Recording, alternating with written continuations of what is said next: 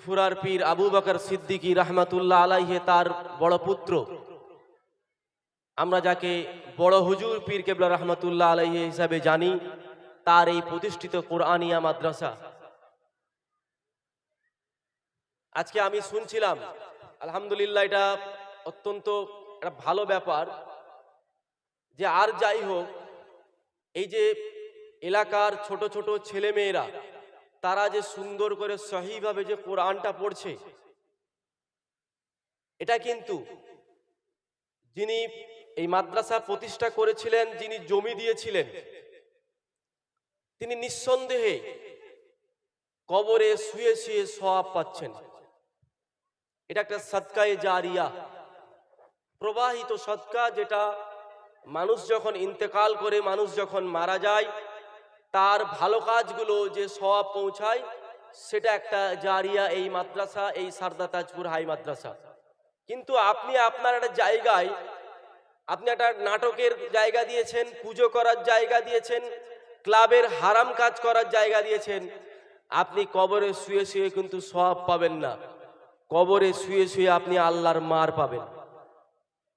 তা আজকের এই 1970 সালের একটা মাদ্রাসা, যার প্রতিষ্ঠাতা হযরত বড় হুজুর পীর কেবলা রহমাতুল্লাহ আলাইহি এবং বর্তমান সভাপতি ফুরফুরার ছোট হুজুর পীর কেবলা রহমাতুল্লাহ আলাইহির এক বংশ ইসহাক সিদ্দিকী, এবং এই মাদ্রাসার যারা খাদিম, উস্তাজুল আসাজায়ে কেরাম যারা আছেন, তারা অবশ্যই এই সওয়াবের হকদার, এবং যারা এই মাদ্রাসাকে বিভিন্নভাবে উপকার পৌঁছে দিচ্ছেন দানের মাধ্যমে। এটা একটা মক্তব, এটা একটা এডুকেশন সিস্টেম। ইসলামে কিন্তু প্রথম রসুলের বয়স যখন 40 বছর 610 খ্রিস্টাব্দে আল্লাহ রসুল সাল্লাল্লাহু আলাইহি সাল্লামের কাছে সর্বপ্রথম যে ওয়াহিটা, আল্লাহ যে আদেশটা পাঠিয়েছিলেন, সেটা কিন্তু নামাজ নয়, যাকাত নয়। যে নামাজ সম্পর্কে বলা হয়েছে, নামাজ কাফির আর মুমিনের পার্থক্যকারী হচ্ছে সালাত, নামাজ। যেই রোজা, আল্লাহ পাক বলছেন বিসমিল্লাহির রহমানির রহিম, কুতিবা আলাইকুমুস সিয়াম কামা কুতিবা আলাল্লাযিনা মিন ক্বাবলিকুম লাআল্লাকুম তাত্তাকুন। রোজা তোমাদের জন্য ফরজ করা হলো, যেভাবে পূর্ববর্তী যুগের বান্দাদের জন্য রোজা ফরজ করা হয়েছিল, যাতে করে তোমরা মুত্তাকি পরহেজগার হতে পারো। সেই আদেশের পূর্বে কিন্তু আল্লাহ রাব্বুল আলামিন সর্বপ্রথম এই জাতির জন্মের সময় যে মধুটা দান করেছিলেন, সেটা হচ্ছে ইকরা, পড়ো, এডুকেশন ইজ ফার্স্ট। পৃথিবীর কোন গ্রন্থে আপনি দেখতে পাবেন না যেখানে বলা হয়েছে পড়াশোনা করো সর্বপ্রথম। তাই রাসূল সাল্লাল্লাহু আলাইহি সাল্লাম এই ওহীটা পাওয়ার পরে তিনি এসে ঘোষণা দিলেন, তালিবুল ইলমি ফরিদাতুন আলা কুল্লি মুসলিমিন ওয়া মুসলিমা।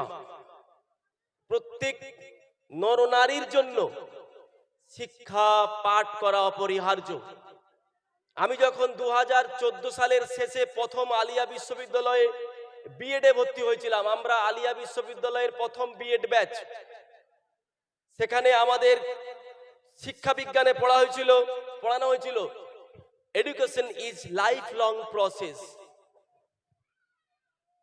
শিক্ষা হলো সারা জীবন ব্যাপী প্রক্রিয়া।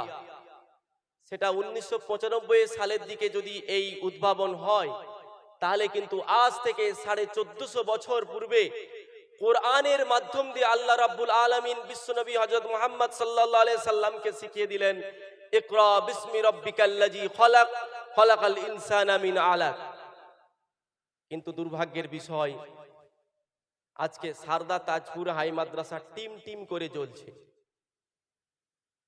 পশ্চিমবঙ্গে 614টা মাদ্রাসা আছে, 15টা হয়নি, মাইনাস হচ্ছে। কিন্তু এই সারদা তাজপুর হাই মাদ্রাসার যারা কমিটি পরিচালন আছে, এত কষ্ট করে মাদ্রাসাটাকে চালাচ্ছে সরকারি অর্থে, আজকে ছাত্র ছাত্রী কেন কম? আমি এই মাদ্রাসার শিক্ষক হিসাবে বলছি, আপনি ওই তাজপুরে পড়বেন, আপনার ছেলে মেয়েকে পড়াবেন হাইয়েস্ট মাধ্যমিক বা উচ্চ মাধ্যমিক, কিন্তু বিষয়টা হলো ওখানে আপনি ইতিহাস, বাংলা, ভূগোল সবই পড়াচ্ছেন, সেম সিলেবাস এই মাদ্রাসায়। এখানে দুটো জিনিস বেশি আছে, একটা হচ্ছে আরবি ল্যাঙ্গুয়েজ, আর একটা হচ্ছে আমার সাবজেক্ট ইসলাম পরিচয়। এটা কিন্তু আপনি তাজপুরে পাবেন না। আপনার ছেলে মেয়ে পাক না পাক, পরিষ্কার পরিচ্ছন্ন, নামাজ রোজা হজ জাকাত ইসলামের ইতিহাস আপনি তাজপুর হাই স্কুলে পাবেন না, সারদা তাজপুর হাই মাদ্রাসায় পাবেন, খাজুট্টি হাই মাদ্রাসায় পাবেন, তার উপরে উলুবড়িয়া সিনিয়রে পাবেন। এটা আমার বলার উদ্দেশ্য। যদি আপনারা আপনার ছেলে মেয়েদেরকে ডাক্তার করতে চান, স্কুলে পড়ান, কোনো অসুবিধা নেই। যদি মাধ্যমিক উচ্চ মাধ্যমিক পর্যন্ত পড়াতে চান, তাহলে মাদ্রাসায় দিন। খুব দুর্ভাগ্যের বিষয়, সবই সরকারি সুযোগ সুবিধা থাকার পরেও মাদ্রাসায় ছেলে মেয়ে ভর্তি করছে না। এটা কেন? আমি বেশি জ্ঞান দেওয়ার উদ্দেশ্যে বক্তব্য রাখছি না। রাসূল সাল্লামের একটা হাদিস পাঠ করেই আমি শেষ করব। সেটা হলো, আমাদেরই ইসলাম পরিচয় আছে, উতলুবুল ইলমা মিনাল মাহাদি ইলাল লাহাদি। রাসূল সাল্লাল্লাহু আলাইহি সাল্লাম বলেছেন যে তোমরা দোলনা থেকে কবর পর্যন্ত তোমরা জ্ঞান অর্জন করো।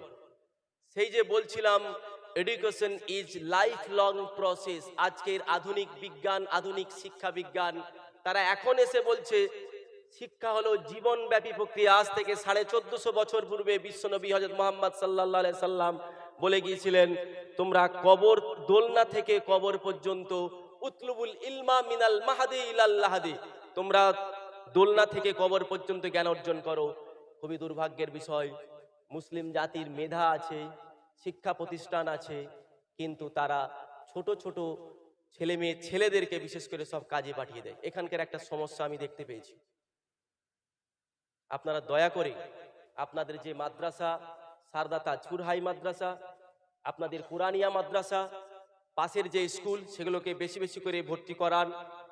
শেষে আরেকটা কথা বলবো, বর্তমান সময়ে রাষ্ট্রীয় আকারে শিরক করানো হচ্ছে, এটা থেকে বেঁচে থাকুন। আমি নামাজ পড়িনি, রোজা রাখিনি, হজ করিনি, জাকাত দিইনি, আমার ঈমান আছে, আমি ইবাদত করেছি, কিন্তু আমাদের ইবাদতে কিন্তু শিরক মিশে যাচ্ছে। এমন কিছু জিনিস ঘটছে যার দ্বারা আমরা শিরক করে ফেলছি, আমাদের ছেলে মেয়েগুলোকে শিরক করে দিচ্ছি। এগুলো থেকে বাঁচার চেষ্টা করুন। আমি আর বেশি বক্তব্য এখানে রাখছি না, আমি ক্ষমা প্রার্থী। আমি এখানেই আমার সংক্ষিপ্ত বক্তব্য শেষ করছি। যদি আমার এই বক্তব্যের দ্বারা কেউ কোনো আঘাত পেয়ে থাকেন, আল্লাহর হস্তে আমাকে ক্ষমা করে দেবেন। এই বলে আমি আমার সংক্ষিপ্ত বক্তব্য শেষ করছি।